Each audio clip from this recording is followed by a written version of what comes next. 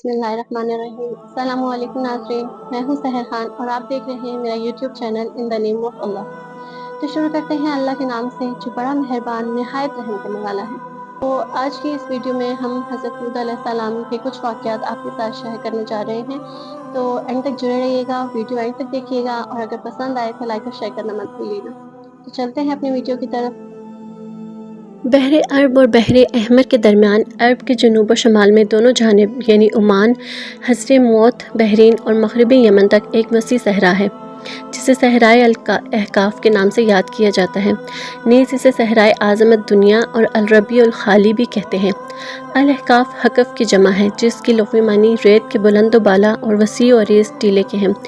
इस लको-दक बेयाबान सहरा में सफ़र करना तो दूर की बात, इसके अंदर कदम रखने का भी तसव्वुर नहीं किया जा सकता कि मौत की इस वहशतनाक वादी की जानिब रुख करना ख़ुदकुशी के मुतरादिफ़ है।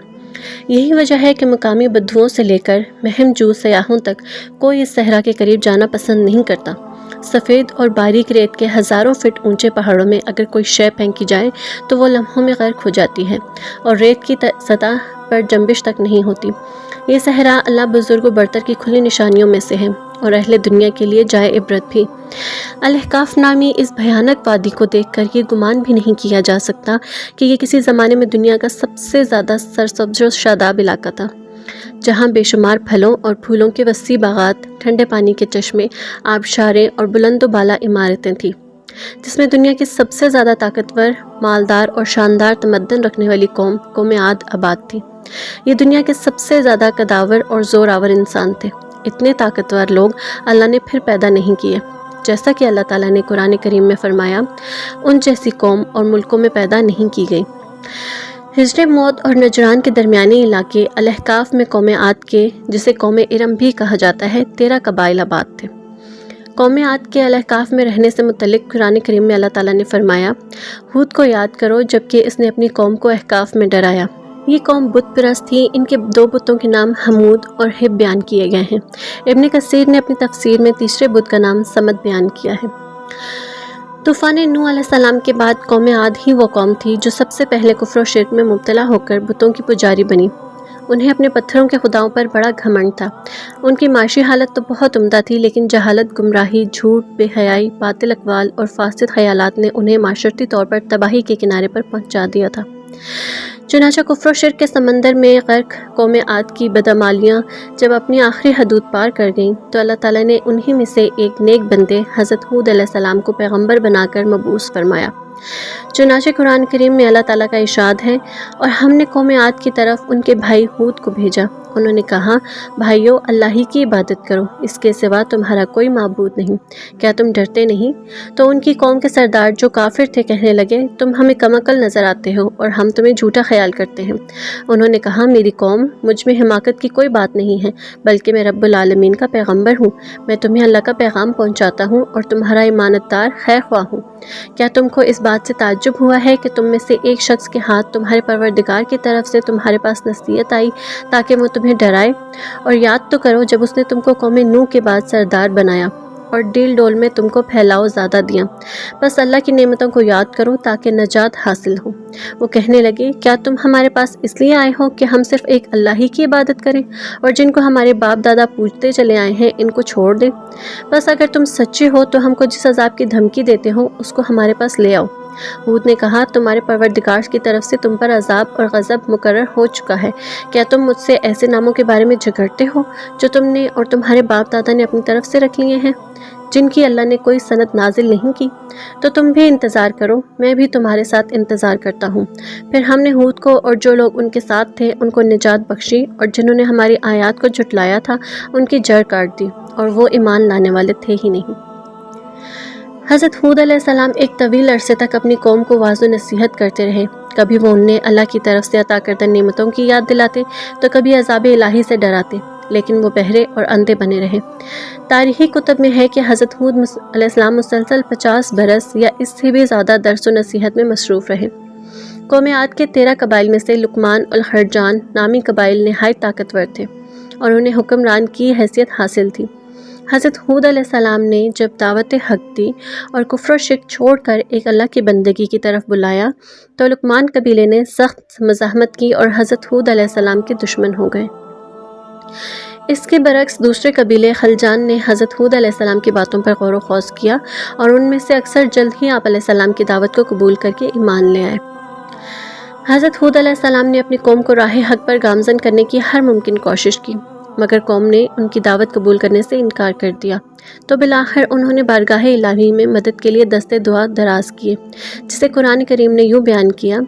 نبی علیہ السلام نے دعا کی کہ اے پروردگار، انہوں نے مجھے جھوٹا کہا ہے، پر تو میری مدد فرما۔ اللہ نے اپنے نبی کی فریاد کے جواب میں فرمایا، اے نبی، یہ بہت جلد اپنے کیے پر پچھتائیں گے۔ اللہ تعالیٰ نے اپنے نبی کی دعا قبول فرمائی اور قوم عاد پر عذاب کی ابتدا ہو گئی۔ بادلوں کے فرشتے کو حکم دیا گیا کہ اب بارش نہ برسائی جائے گی۔ چشموں کے فرشتے کو حکم دیا گیا کہ ان کے ٹھنڈے، میٹھے اور شفاف پانی سے لبریز چشموں اور آبشاروں کو خشک کر دو۔ چنانچہ دیکھتے ہی دیکھتے ان کے سرسبز و شاداب کھیت و کھلیان سوکھنے لگے اور مویشی مرنے لگے، یہاں تک کہ لوگ پینے کے پانی تک کو ترسنے لگے۔ کثیر تعداد میں پیدا ہونے والے پھل اور اناج ناپید ہو گئے۔ پوری قوم خشک سالی کا شکار ہو کر بدحال اور پریشان ہو گئی۔ یہ سلسلہ مسلسل 3 سال تک جاری رہا۔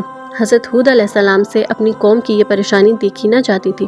آپ علیہ السلام بہت افسردہ اور پریشان رہتے، اور پھر ایک دن انہوں نے اپنی قوم سے فرمایا، اے میری قوم کے لوگوں، تم اپنے پالنے والے سے بخشش مانگو، اس کے آگے توبہ و استغفار کرو، وہ تم پر آسمان سے موصلہ ادھار میں برسائے گا اور تمہاری طاقت و قوت میں اضافہ فرمائے گا، اور دیکھو گناہگار بن کر روگردانی نہ کرو۔ قرآن کریم اور حدیث مبارکہ میں توبہ استغفار کے بڑے فوائد بیان فرمائے گئے ہیں۔ ابن ماجہ اور ابو داؤد میں حدیث مبارکہ ہے کہ جو پابندی سے استغفار کرتا ہے، اللہ تعالیٰ اس کے لیے ہر فکر سے کشادگی اور ہر تنگی سے راستہ بنا دیتا ہے اور اسے ایسی جگہ سے روزی دیتا ہے جو اس کے وہم و گمان میں بھی نہیں ہوتی۔ بہرحال حضرت ہود علیہ السلام کے لاکھ سمجھانے کے باوجود اس قوم پر کوئی اثر نہ ہوا، بلکہ نہایت ڈٹھائی کا مظاہرہ کرتے ہوئے کہنے لگے کہ ہم محض تیرے کہنے پر اپنے آباء و اجداد کے اور اپنے ان معبودوں کو کیوں چھوڑ دیں؟ قرآن کریم نے اسے یوں بیان کیا ہے، اے ہود، تم ہمارے پاس کوئی دلیل تو لائے نہیں، اور ہم صرف تمہارے کہنے سے اپنے معبودوں کو چھوڑنے والے ہیں اور نہ تم پر ایمان لانے والے، بلکہ ہم تو یہ سمجھتے ہیں کہ ہمارے کسی معبود نے تمہیں آسیب زدہ کر دیا ہے۔ عذاب الہی کے ابتدائی مراحل ہی میں خشک سالی نے قوم عاد کی حالت ابتر کر دی، چنانچہ ان کے سرداروں اور دانشوروں نے اس سے نجات پانے کے لیے مختلف تدابیر پر غور و خوض شروع کر دیا۔ یہ بات بڑی حیران کن ہے کہ پچھلی قوموں کو جب کبھی کوئی مشکل آ گھیرتی تو وہ اس سے نجات کے لیے حجاز مقدس کا سفر کرتے اور بیت اللہ شریف میں جا کر اللہ کے آگے آہوازاری کرتے، یعنی کافر قومیں بھی اس بات کو تسلیم کرتی تھیں کہ اس ارض و سما میں ایک لافانی قوت موجود ہے، لیکن اس کے باوجود جب نبی علیہ السلام اور رسول اللہ یہ بات کہتے تو ان کی عقل پر پردہ پڑ جاتا۔ قوم عاد کے سرداروں نے بھی یہی فیصلہ کیا کہ قوم کے سرکردہ افراد بیت اللہ شریف جا کر اندیکھے خدا کے سامنے فریاد کریں۔ چنانچہ مختلف قبائل کے سرداروں اور دیگر اہم افراد پر مشتمل 70 افراد کا ایک وفد حجاز مقدس روانہ ہوا۔ اس زمانے میں مکہ مکرمہ پر قوم امالیک کی حکمرانی تھی، جس کا سردار معاویہ بن بکر تھا، اور معاویہ کی والدہ قوم عاد سے تعلق رکھتی تھیں۔ ویسے بھی معاویہ بن بکر قوم عاد کی شان و شوکت سے بڑا مرعوب تھا، چنانچہ اس نے وفد کی بڑی خاطر مدارت کی اور اسے بڑے عزت و احترام سے اپنے یہاں ٹھہرایا۔ تبری کی روایت ہے کہ اس وقت میں 2 افراد مرشد بن سعد اور لقمان بن لکیم صاحب ایمان اور حضرت ہود علیہ السلام کے پیروکار تھے۔ غالباً ان کا تعلق قبیلہ خلجان سے ہوگا۔ ان دونوں کے علاوہ باقی سب کافر اور بت پرست تھے۔ معاویہ نے ان کے اعزاز میں رقص و سرود کی محافل کا اہتمام کیا اور تقریباً 1 ماہ تک یہ لوگ اپنے آنے کا مقصد فراموش کر کے عیش و عشرت اور شراب و شباب کی محافل میں مدہوش رہے۔ جب ان کا قیام طویل ہو گیا تو معاویہ بن بکر کو ان کے واپس جانے کی فکر لاحق ہوئی۔ کافی سوچ بچار کے بعد اس نے ناچنے گانے والیوں کے ذریعے چند اشعار کی صورت میں انہیں ان کے آنے کے مقصد کی یاد دہانی کروائی، جس پر وفد کو ہوش آیا۔ تاریخی کتب میں درج ہے کہ اس موقع پر وفد میں شامل مرشد اور لقمان نے ایک بار پھر انہیں سمجھانے کی کوشش کی کہ جو کچھ حضرت ہود کہتے ہیں اس پر ایمان لے آؤ، لیکن وہ نہ مانے۔ وفد بیت اللہ شریف گیا اور بارش کی دعائیں مانگنی شروع کر دی۔ ابھی تھوڑی ہی دیر گزری تھی کہ اللہ تعالیٰ نے آسمان پر 3 رنگوں کے بادل بھیج دیے، جن میں ایک سفید تھا، دوسرا سیاہ اور تیسرا سرخ۔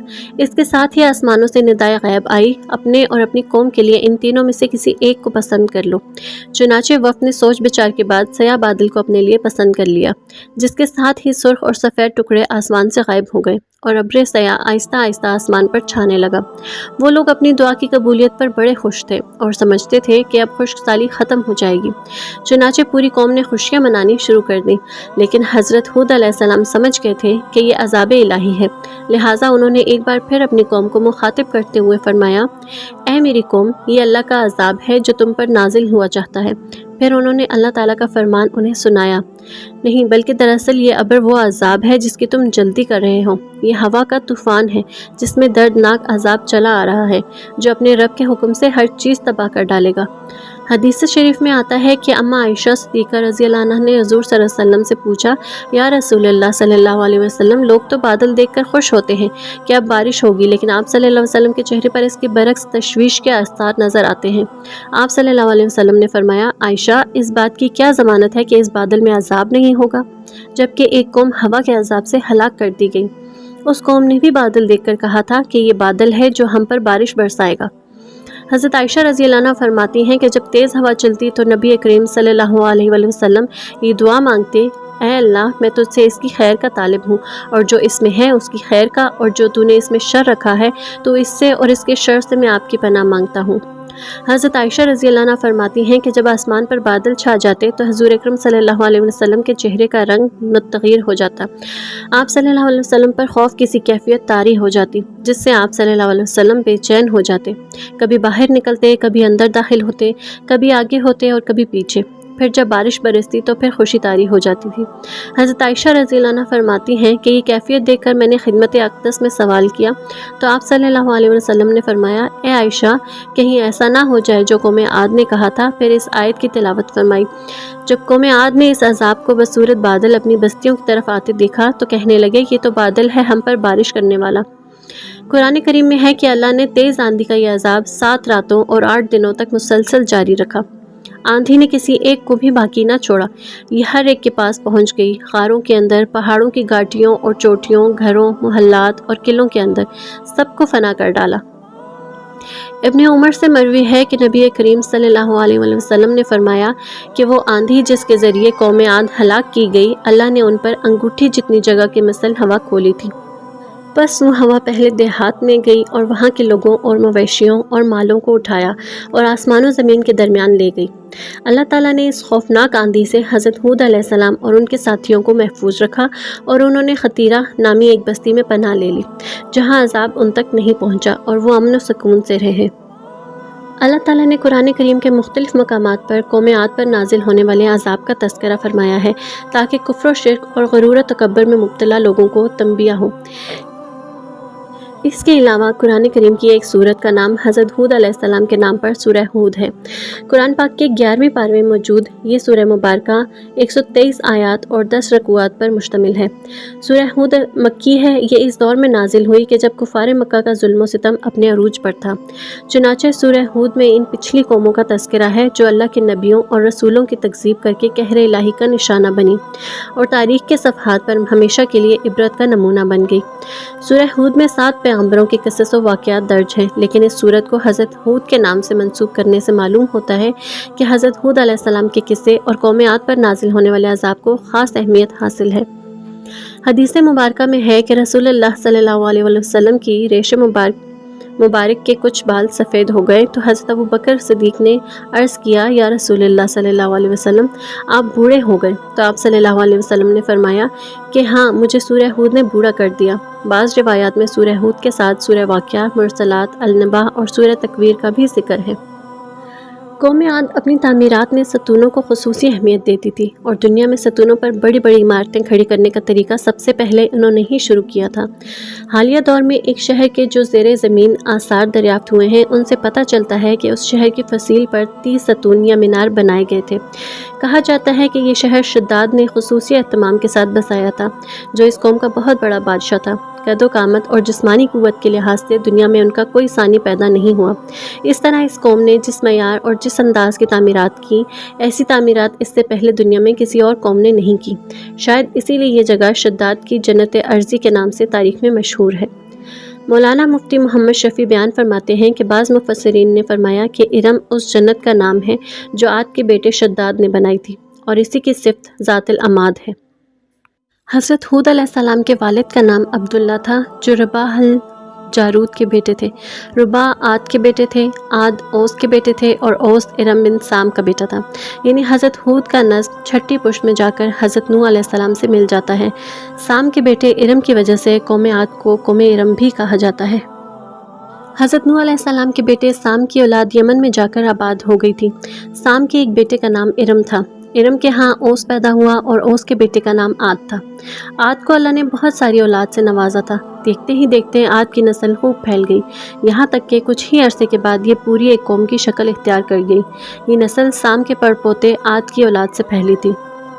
تبری کی بعض روایتوں میں ہے کہ حضرت ہود علیہ السلام کی عمر 150 سال تھی۔ آپ علیہ السلام کو 50 برس کی عمر میں نبوت عطا ہوئی۔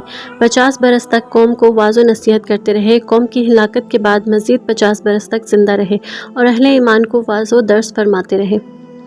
تاریخی کتب سے پتہ چلتا ہے کہ حضرت ہود علیہ السلام کا مزار حجر موت کے ایک مقام پر ہے، جہاں عرب کے مختلف حصوں سے ہزاروں کی تعداد میں لوگ جمع ہوتے ہیں، اگرچہ یہ قبر تاریخی طور پر ثابت نہیں ہے۔ واللہ اعلم۔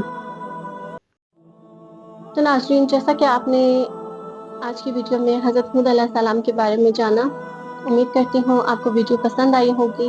اپنا خیال رکھیے گا، دعا میں یاد رکھیے گا۔ اللہ حافظ۔